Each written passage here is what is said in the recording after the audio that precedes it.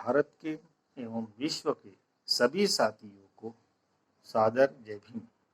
साथियों, हमने पहले वीडियो में हमारे अभियान की भूमिका आपके सामने रखी। यह अभियान क्या है? धम्म क्रांति चेतना अभियान यह क्या है? साथियों, धम्म क्रांति चेतना अभियान की शुरुआत हमने धम्म चेतना इस त्रैमासिक से अक्टूबर 2019 में आदरणीय भंते ज्ञान ज्योति महास्थविर इनकी उपस्थिति में दीक्षा भूमि से ऐलान किया। एक विजन के रूप में सभी लोगों के सामने रखा। धम्म क्रांति चेतना अभियान द्वारा दीक्षा भूमि से बुद्ध गया तक हाईवे के दोनों बाजू से पीपल का पौधे दान देकर बाबा साहब की धम्म क्रांति द्वारा भगवान सम्यक संबुद्ध को अभिवादन करना यह हमारा मकसद है। इस अभियान के द्वारा भारत में एवं विश्व में 5 ट्रिलियन पिंपर वृक्ष लगाना, इस विजन के साथ में दीक्षा भूमि से हमने शुरुआत की। साथियों, इस अभियान के द्वारा सभी जाति धर्म पंथ वर्ग के लोग इससे जुड़कर उनके दिल में बंधुता जगे, यह हमारा छोटा सा प्रयास है। साथियों, इस बंधुता के द्वारा ही अलर्ट सिटीजन और अलर्ट कॉन्शियस सिटीजन्स निर्माण होना, यह हमारा मकसद है। साथियों, इस अभियान के बारे में सभी चिंतक, विचारक एवं साहित्यिकों से चर्चा कर उनकी इस अभियान के बारे में क्या राय है, इस अभियान किस दिशा में वायबल हो सकता है, उनकी इस अभियान के बारे में क्या राय है, उनसे हम मुलाकात लेते हुए इसी चैनल के माध्यम से आपके सामने उनके विचार आपके सामने प्रस्तुत करेंगे।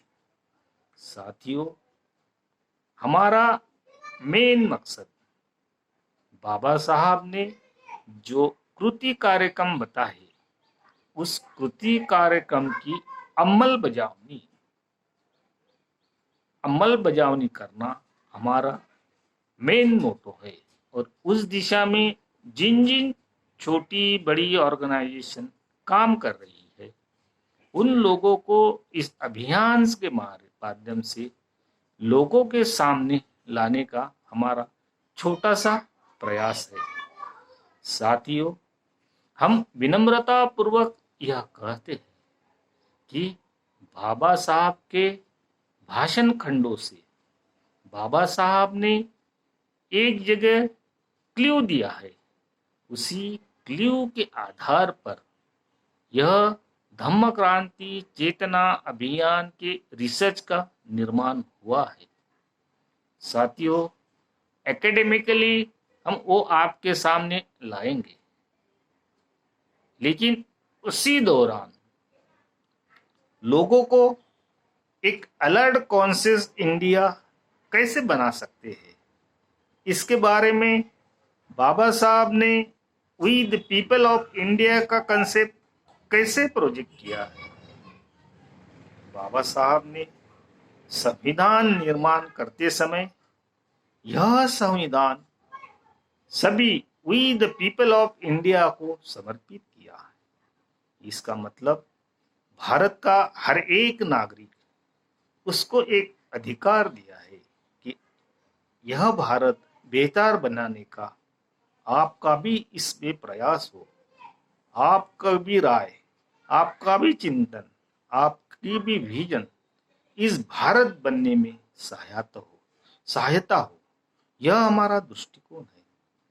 इसी के द्वारा we the people of India, इतनी बड़ी मेहनत करके बाबा साहब ने अपनी identity we the people of India में डिसॉल्व किया। बाबा साहब के भाषणों में ही आंदोलन की ऊर्जा है। यही ऊर्जा हमको विश्व के लोगों के सामने लानी है। हम उस दिशा में बाबा साहब की सोच किस दिशा में जा सकती है। हम पिछले वीडियो में बाबा साहब के आंदोलन आज भी प्रासंगिक है यह क्वेश्चंस उठाया, लेकिन बाबा साहब का आंदोलन आज भी प्रासंगिक है।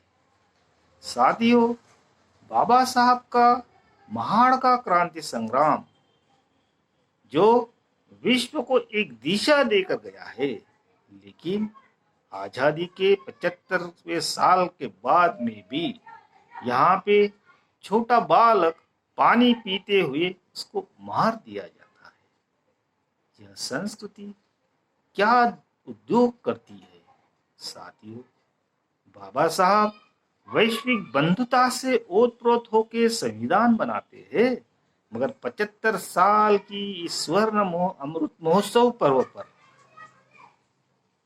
एक छोटे बालक को मार दिया जाता है। आज इस 75 साल के सिंहावलोकन को हम we the people of India ने चिंतन करना होगा। साथियों, हम किस दिशा में जा रहे हैं, हम किस भारत का निर्माण कर रहे हैं जो बाबा साहब ने समता, स्वातंत्र, न्याय, बंधुता पे आधारित भारत का निर्माण हो। क्या वो भारत निर्माण हो पाया है? ऐसी कौन सी कृति है उससे भारत उस दिशा में जाएगा? हम इस धम्म क्रांति चेतना अभियान के द्वारा लोगों के दिलों में यही बंधुता का भाव जगी, इसका प्रयास कर रहे हैं।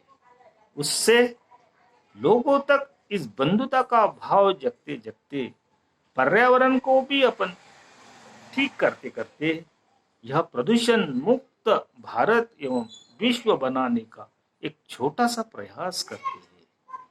साथियों,